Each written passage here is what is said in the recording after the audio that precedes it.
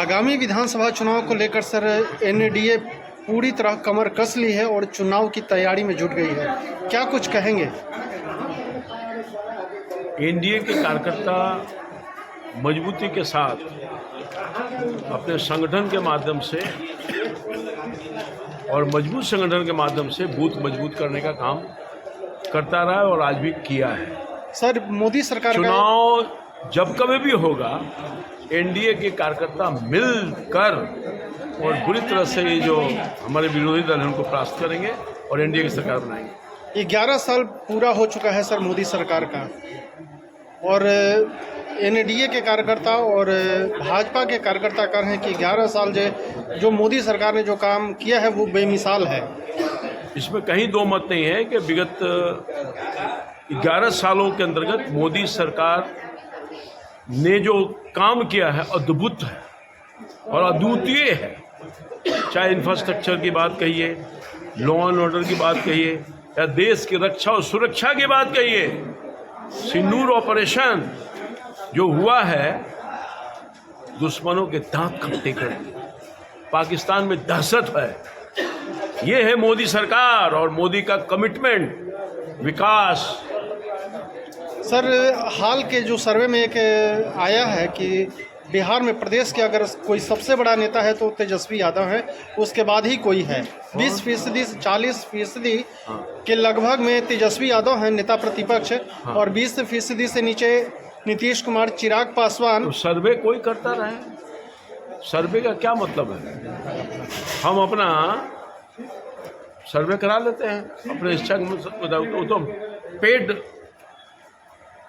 Staff रहता है, वो सर्वे करता है। तो आरजेडी वाला अपने नेता के लिए सर्वे करा करके और वाहवाही लूट रहा है तो लूटते रहे, आने वाले दिन में परास्त होगा।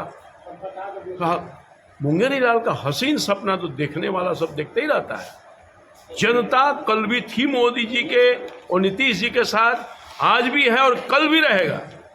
आप 3 से 4 महीने के बाद जब चुनाव होगा तो आप देखिएगा कि जो हमारे विरोधी हैं सब परास्त हो जाएंगे। पटना ग्रामीण सर 6 विधानसभा सीट हार चुके हैं और आने वाले चुनाव में बड़ी चुनौती है एनडीए के लिए। निश्चित तौर पर विगत चुनाव में हम पटना ग्रामीण में सफलता हासिल नहीं किए थे, मगर हमने अपने कमियों को परखा है, जांचा है।